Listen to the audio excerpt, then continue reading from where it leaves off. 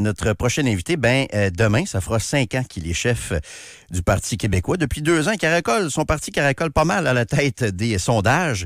Et selon les dernières données, il y a plus de 30% des Québécois qui le voient comme étant le meilleur candidat au poste de premier ministre du Québec. Avec nous en studio, le chef du Parti québécois, Paul Saint-Pierre Plamondon. Monsieur Plamondon, bonjour. Bonjour. Bienvenue. Merci.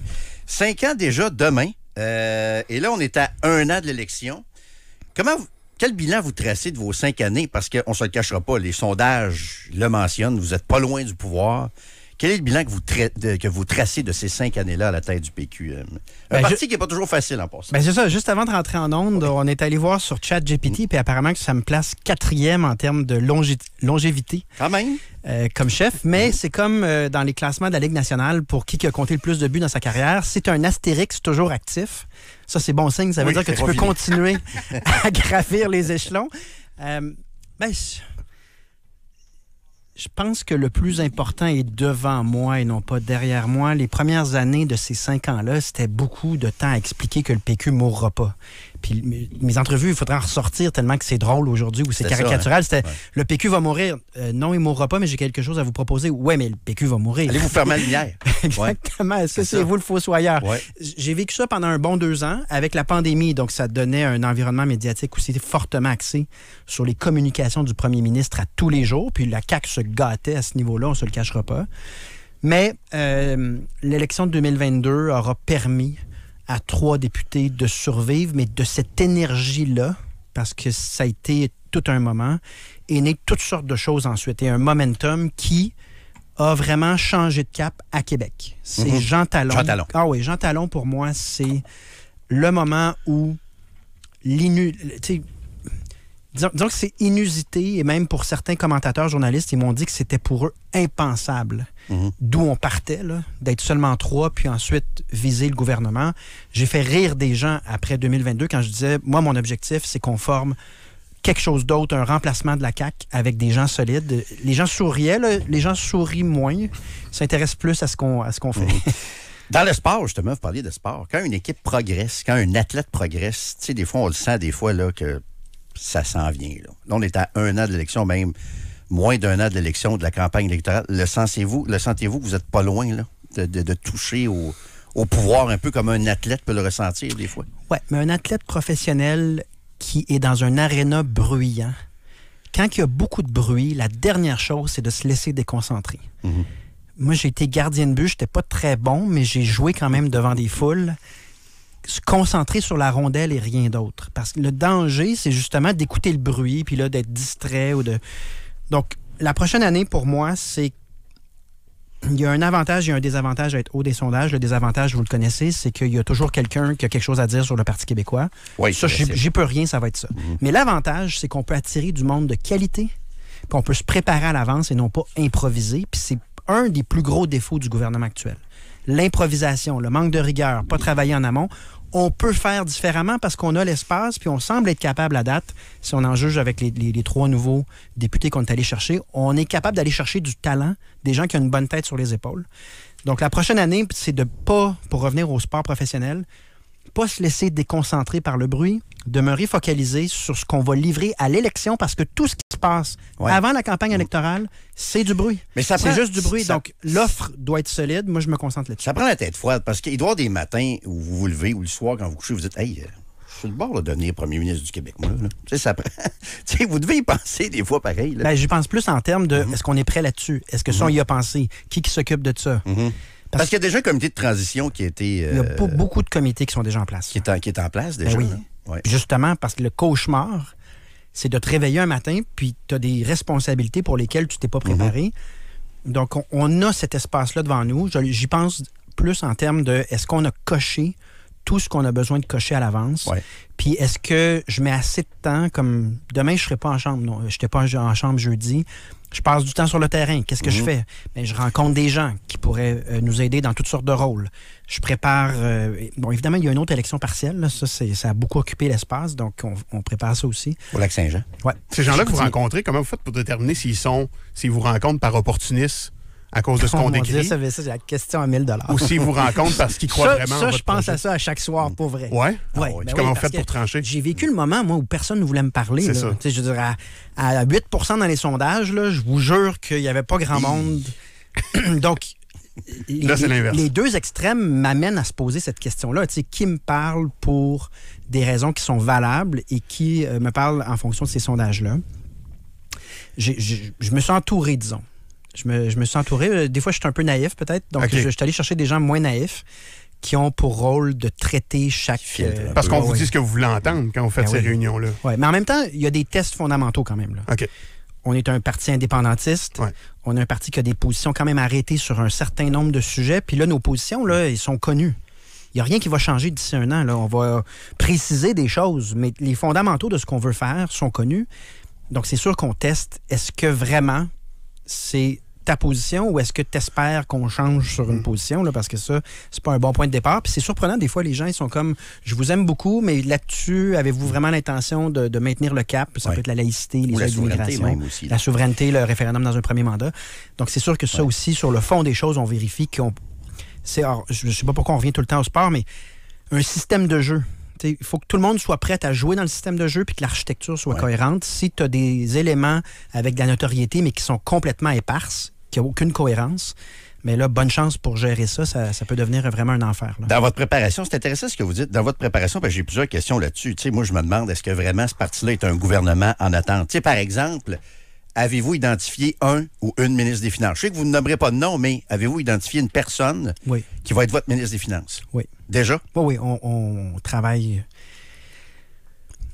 on m'a dit de ne pas dire le nombre de CV qu'on a, là, mais on a plusieurs centaines de CV. Mm-hmm. Et on rencontre et on planifie. Et oui, on a déjà une idée des postes clés. On veut qui. Puis les discussions ont déjà commencé parce que... C'est-tu quelqu'un qui siège actuellement avec vous? Non, mais là, attention, là, vous m'aviez dit que vous n'alliez pas là. Donc, mais je sais que vous ne me nommerez pas à personne. Oui, mais évidemment, est-ce que c'est quelqu'un qui vient de la région de Québec ou de Montréal? Oui. On n'embarque pas là-dedans. Mais il y a une personne déjà qui est ciblée pour ça. Mais évidemment qu'on fait notre travail. Santé, avez-vous quelqu'un qui est déjà ciblé? Des personnes et une volonté d'avoir une responsabilité en matière de prévention. C'est parce qu'en santé, là, on a toujours envisagé la santé sur combien de patients tu traites dans une journée, combien d'actes médicaux. Mais si la proportion de Québécois qui ont des enjeux de santé mentale est en progression sans arrêt, puis s'il y a une détérioration en général de la santé des gens, en plus de flot migratoire de gens qui veulent des services, il ne faut pas l'éluder non plus. Tous ces facteurs-là en même temps font en sorte qu'on veut aussi quelqu'un qui va se spécialiser dans la prévention, ou plutôt dans la santé des gens. C'est-à-dire, quelle mesure fait en sorte que ton monde est plus en santé, donc moins présent dans les urgences, pas seulement accélérer le nombre d'actes médicaux, qui est un peu plus l'approche qu'on a vue dans les dernières années. Je veux que vous nous parliez de votre voyage en Alberta. Il me semble que j'ai peu lu là-dessus, j'ai peu entendu parler de ça, mais je trouve la démarche hyper intéressante. C'était le fun. J'imagine, parce que c'est une province qui a des visées autonomistes, peut-être pas séparatistes, mais il y a un mouvement là-bas qui existe, mais en même temps, ils n'ont pas du tout la même économie qu'ici. Là-bas, ils exploitent à fond de train leurs ressources naturelles. Ils sont plus riches que nous. Fardeau fiscal beaucoup moins imposant, moins étatiste que nous. Racontez-nous ça un peu, ce que vous avez entendu, lu, discuté là-bas en Alberta. Ben, d'une part, il y avait une partie de mon équipe qui disait « Fais-tu vraiment ça? Puis pourquoi tu fais ça? C'est un gros risque, on risque d'être mal reçu. » Pourquoi? Parce qu'historiquement, dans les médias, ce qu'on lit des journaux albertains, c'est que le Québec est le cœur de tous leurs problèmes. Puis le Québec est un... C'est pas gentil, là. Non, ils n'ont pas tort à 100%. Non, mais on est un peu aussi la cible facile, puis des calculs qui sont escamotés, qui ne reflètent pas l'ensemble de ce qui se passe. Mais peu importe, je décide d'y aller en disant... Moi, je pense que si on est en dialogue, on va se rendre compte qu'on a pas mal plus de choses en commun que ce que les médias nous laissent comme espace. Et j'ai donné cette entrevue, si vous voulez la retrouver, là, c'est un podcast du média Western Standard, qui est un média très, très à droite et qui me reçoit en disant, bon, on reçoit un gars du Québec, donc... avis à nos auditeurs, là, c'est pas ça qu'on vous offre d'habitude, mais... Il y a un avertissement. C'est ça, aujourd'hui, on va faire un effort. Et à la fin, le gars est comme... J'en reviens pas à quel point il y a des choses qu'on a en commun. Est-ce que je peux aider le mouvement indépendantiste québécois? Le gars, il me dit ça. Oui. Mais ça a permis donc juste un premier pont de discussion où est-ce qu'on s'est rendu compte que c'est pas vrai qu'on est en désaccord sur tout, puis même qu'on peut s'entraider sur des sujets tant qu'on est dans le respect de nos parlements. Mais le respect, là, c'est le problème, c'est que tout souvent, tu as un fédéral qui impose toutes sortes de choses, puis qui met des systèmes de péréquation, ça crée des frustrations chez tout le monde. Si les parlements du Québec et de l'Alberta se parlent directement, on va se rendre compte qu'on peut travailler sur plein de choses. Avez-vous réfléchi sur la question des ressources naturelles? Parce que ce que je comprends de votre position depuis, on a fait quelques entrevues dans les derniers mois, c'est que vous n'avez pas l'intention de favoriser l'exploitation du pétrole, des gaz de schiste, des ressources naturelles, des projets comme GNL, Feu GNL. Est-ce que vous avez réfléchi à ces questions-là en Alberta? Avez-vous un peu... D'ailleurs, j'ai répondu à toutes les questions sur ça. Évidemment, ils m'ont posé des questions. Changé d'idée là-dessus. Bon, deux choses. Un tuyau ou l'acheminement de gaz ou de pétrole, ça n'a rien à voir avec l'extraction de ressources naturelles. Non, c'est différent. Et ça ne crée presque pas d'emplois. Donc, quand on veut nous faire passer un oléoduc, là, ça va créer quelques emplois temporaires pour mettre les tuyaux ensemble. Puis ensuite, quand ça va couler, on va s'arranger avec. Là. Mais on vend quand même une ressource. C'est pas notre ressource, ça fait juste passer sur notre territoire. Ça, c'est un sujet différent. Pour ce qui est des ressources naturelles, moi, je pense que nos avantages concurrentiels les plus naturels, c'est la production d'hydroélectricité qui nous permet d'attirer des entreprises qui ont besoin d'énergie. On a un avantage que personne n'a. Donc, on serait fou de ne pas l'utiliser. C'est Hydro-Québec. Ça va dans notre poche à tout le monde. Les mines, les minerais stratégiques, puis la transformation de ces ressources-là pour qu'on ait de l'innovation ou de la deuxième transformation, ça aussi, il faut travailler là-dessus. On a-tu savoir-faire pour ça, les mines? Sortir les minerais du sol, les transformer? Est-ce que tu es familier avec le mauvais sort des ressources naturelles? Est-ce que ça dit de quoi? Oui. C'est la théorie classique, comme quoi si tu as trop de ressources, c'est trop facile juste vendre ton stock. On disait dans le temps de la Nouvelle-France, la colonie comptoir. Tu prends tes choses puis tu vends sans te poser de questions. Oui, c'est les autres qui s'enrichissent avec. Donc, deuxième sujet. Pour ce qui est du pétrole et du gaz, parce que là, j'ai parlé des mines, de l'hydroélectricité, ce sont des ressources naturelles. La vérité, là, en matière de gaz et de pétrole, c'est qu'à ma connaissance, il n'y a aucun projet sur la table en ce moment au Québec. Non, mais c'est parce que le contexte n'est pas favorable. On a 125 députés qui ont voté pour l'interdiction. On ne peut pas s'attendre à ce qu'il y ait des entreprises privées qui soient intéressées dans un contexte comme ça. Mais c'est pas non plus comme si on nous arrivait avec quelque chose de précis qui... Mais philosophiquement, au niveau des idées, est-ce que vous fermez complètement la porte à ça, M. Saint-Pierre Plamondon? Philosophiquement, j'ai dit à plusieurs reprises que n'importe quel projet sérieux qui est déposé sur la table d'un gouvernement du Parti québécois, on va le lire avec ça. On ouvre la porte un peu. On ouvre un peu la porte. C'est parce que c'est super difficile de se prononcer sur quelque chose qui n'existe pas. A priori, on a intérêt à miser sur nos avantages naturels et non pas...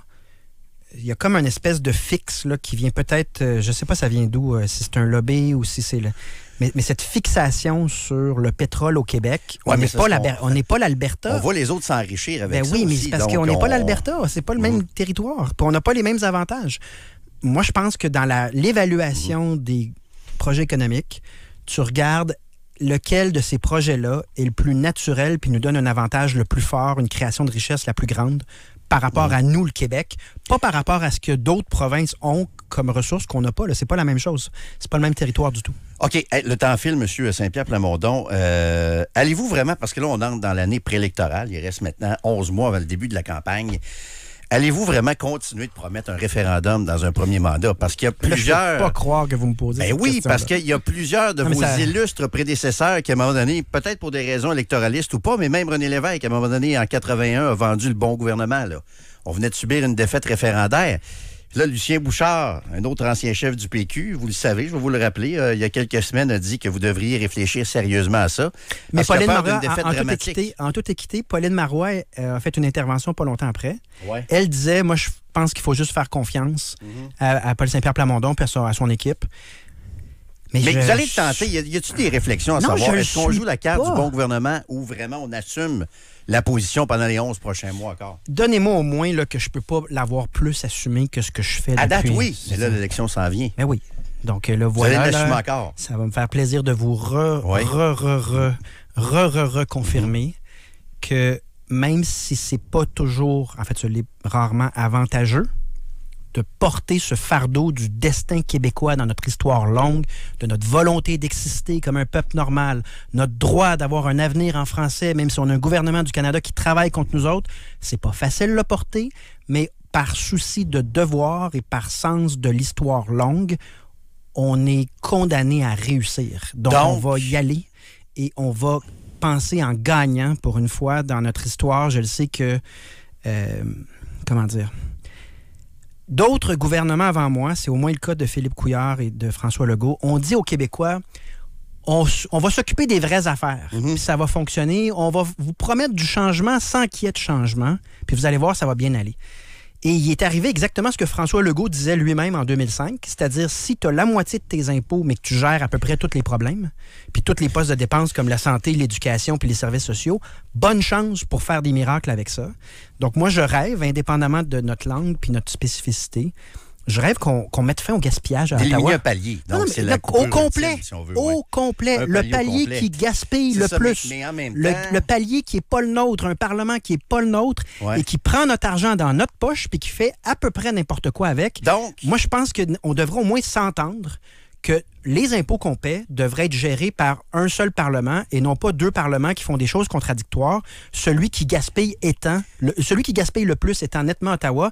Puis c'est pas comme s'il n'y a pas de gaspillage en ce moment sous la CAQ. Là. Donc, vous allez vraiment vous lancer dans la prochaine élection pour faire du Québec un pays. Comme disait Pierre-Carl Pellado. Exact. C'est pas non ça que le point en l'air, là? Non, je vous agace. Mais c'est vraiment pour faire un pays que vous lancez dans la campagne. Oui, mais les gens, des fois, ils pensent que c'est parce que j'ai comme une religion ou une espèce de fixe sur le pays. C'est simplement, terre à terre, le constat que tu veux régler des problèmes dans la vie des gens. Idéalement, tu veux plus de services puis moins de fardeau fiscal. Puis que ça n'arrivera jamais, ces choses-là, si la moitié de tes impôts va à quelque part qui gaspille puis qui écoute même pas ta volonté démocratique. C'est simple comme bonjour. Vous, c'est la méthode Parizeau un peu. Je me souviens très bien, cette élection-là, c'était totalement assumé. Vous, c'est-tu la souveraineté association ou c'est la séparation du Québec que vous allez prôner? Ben, c'est l'indépendance. Ça veut dire qu'il n'y a pas d'association. Mais quand je me rends en Alberta puis que je jase avec des gens, certaines rencontres confidentielles que je peux pas dire, je me rends compte qu'en fait, les autres provinces ont les mêmes problèmes avec le fédéral. Puis ils disent, si jamais c'est vous les premiers à faire l'indépendance, on s'entend-tu qu'on va se parler? Puis que ce qu'on a en commun, ben, on réglera ça entre nous autres. OK. Donc, l'indépendance, parce qu'en 95, moi, j'ai voté oui, mais on nous avait dit, on garde le dollar canadien, l'armée canadienne, le passeport. Vous, l'indépendance, est-ce qu'on garde tout ça? On publie un livre bleu pour ça. Il y a un chapitre pour chacune des questions. Puis ça commence maintenant, d'ici Noël. Mais simplement vous dire que quand tu parles à des gens influents en Alberta ou dans d'autres provinces, advenant l'indépendance de l'Alberta ou advenant l'indépendance du Québec, et l'une va probablement entraîner l'autre, on s'est déjà dit informellement qu'évidemment qu'on va collaborer sur des choses, mais ce ne sera pas en fonction des abus de pouvoir d'une poignée de personnes à Ottawa, mais en fonction du libre consentement de chaque Parlement, dans le respect de l'un et de l'autre. Il y a une discussion naturelle qui va avoir lieu, là. Elle est déjà là, donc... OK, il nous reste à peu près une minute, M.